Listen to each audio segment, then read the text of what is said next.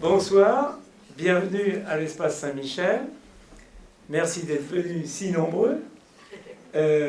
Alors ce soir, on a la chance et le plaisir d'avoir avec nous Danny Lang, qui est un membre fondateur des économistes atterrés, qui est chercheur enseignant à Sorbonne Paris-Nord. Sorbonne Paris-Nord. Qu'est-ce que c'est les économistes atterrés? Alors, les économistes atterrés, c'est un collectif qui s'est constitué au moment de l'austérité en Grèce, en 2009. Vous avez Thomas Coutreau, qui était le vice-président d'Attaque, et Philippe Askenazi, qui était chercheur à Paris School of Economics, qui ont cherché à réunir quelques économistes pour voir ce qu'on faisait contre l'austérité en Grèce.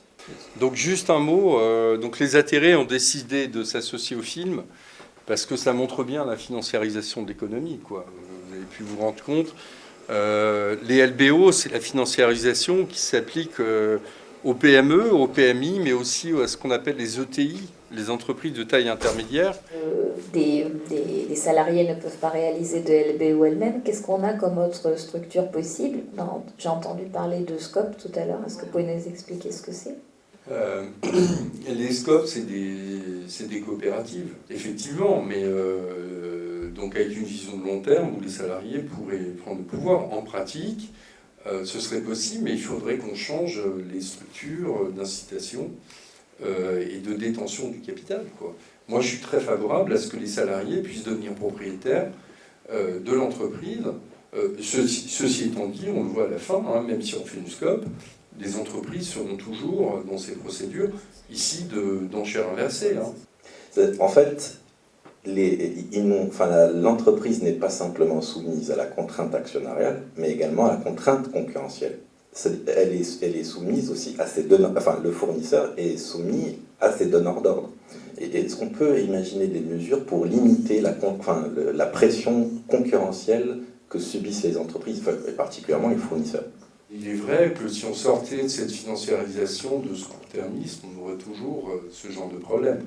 Et généralement, ce qu'on constate, c'est que la pression concurrentielle varie avec les cycles. Plus on avance, plus ça va bien, en fait, plus il y a de concurrents et plus la pression concurrentielle est forte. Bon, déjà, il faut savoir qu'il y a un certain nombre de secteurs qui s'entendent sur les prix, quand même, et qui s'entendent aussi d'ailleurs sur les salaires. Il y a un rapport du Trésor américain qui a montré que les grandes entreprises se sont entendues pour maintenir les 20% les moins bien payés des salariés américains, des salaires extrêmement bas. Ceci étant dit, si on avait une gestion à plus long terme des entreprises avec seulement cette pression concurrentielle-là, évidemment ça pourrait être problématique. On peut toujours envisager d'encadrer les prix. Hein. Ce grand communiste de Raymond Barre l'avait fait dans les années 70, quoi.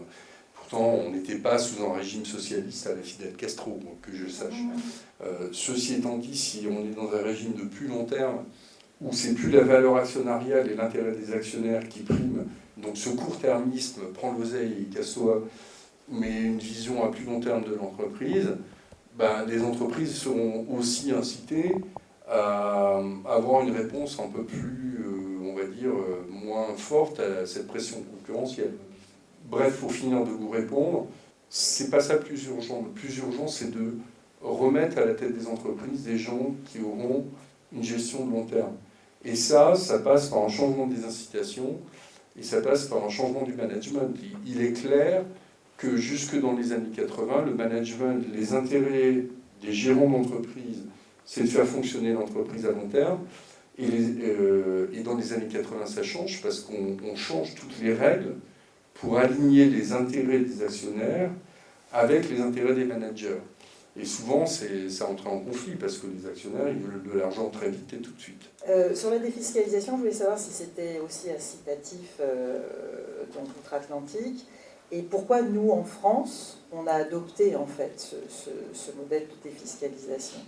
Pourquoi? Parce que en fait, ça c'est énorme. Enfin, je veux dire, c'est un des axes essentiels et qui a permis le développement et qui a complètement fait exploser le peu de TI qu'on avait chez nous. Et quel est l'intérêt de la France? La France a voulu, dans les années 80, montrer qu'elle était un pays moderne, un pays qui savait se moderniser, un pays... Vous savez peut-être qu'on a supprimé, avant les Américains, la séparation bancaire entre les banques de dépôt et d'investissement, qui datait de 1945 en France, du programme du Conseil national de la résistance, et qui datait de Roosevelt aux États-Unis. En 1933, c'était un tel bazar bancaire que Roosevelt, quand il arrive au pouvoir, il ferme les banques pendant une semaine, et puis sépare les banques de dépôt et les banques d'investissement. Donc on a supprimé ça sous Bérégovoy avant même que M. Clinton le fasse aux États-Unis. Donc oui, je pense qu'en effet, comme on a dérégulé, ça veut dire qu'on peut réguler. Donc ça, c'est des choix politiques, camarades.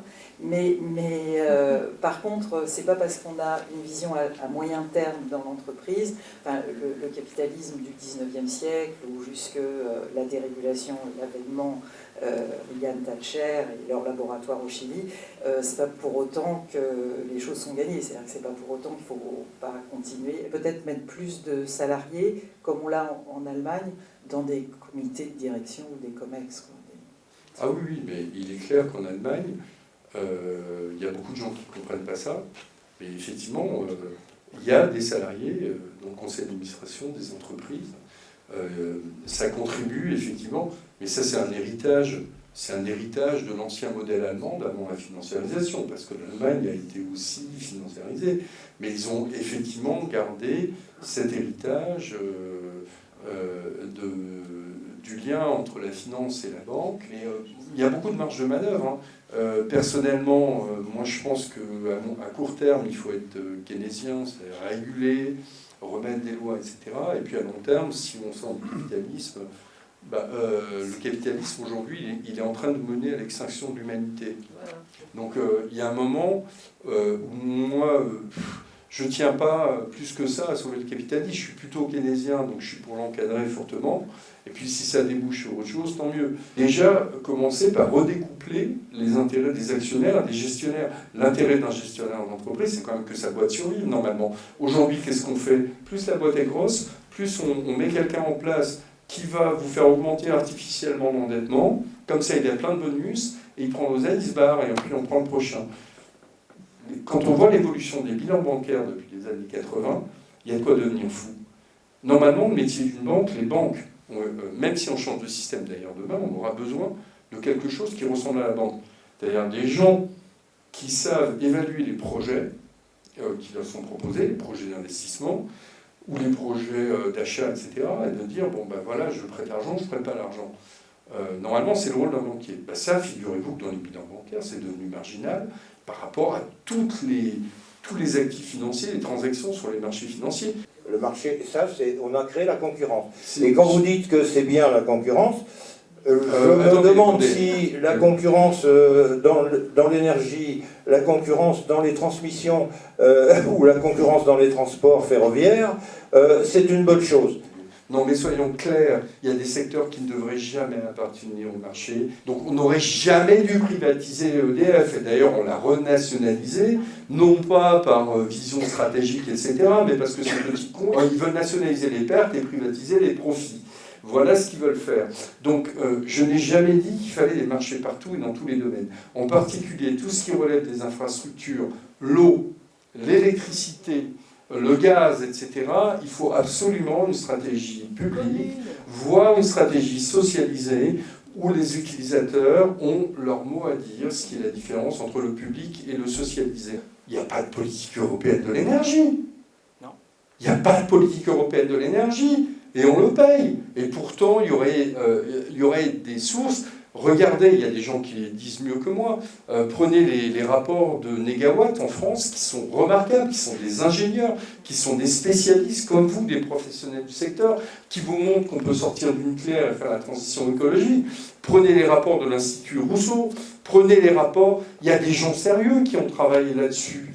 Et tout ça, on ne le fait pas. Pourquoi? Parce qu'on estime que le marché, avec ses petits bras, va le faire. Moi, ça me pose toujours la question de... Est-ce qu'on n'est pas justement en train d'effacer le problème capitaliste en présentant celui de la financiarisation et du coup en se disant oui c'est un problème qui vient à partir des années 80 et supposément du coup le capitalisme avant c'était très bien. Par ailleurs du coup pourquoi est-ce que les capitalistes se mettent dans la financiarisation? Enfin, pour moi, à mon avis, c'est que c'est un peu lié quand même à la situation économique qui fait qu'il y a plus trop de... Enfin, il y a moins de plus-value, enfin de gains de productivité quoi, non, à obtenir sur la production, et que du coup, il faut trouver d'autres moyens de retirer de l'argent. Parce que ce qu'il vient de dire, en fait, ça fait passer à la baisse tendancielle du taux de profit. Ah oui. Et voilà, enfin, pour compléter, est-ce que cette financiarisation est liée à ça? Alors, c'est une bonne question.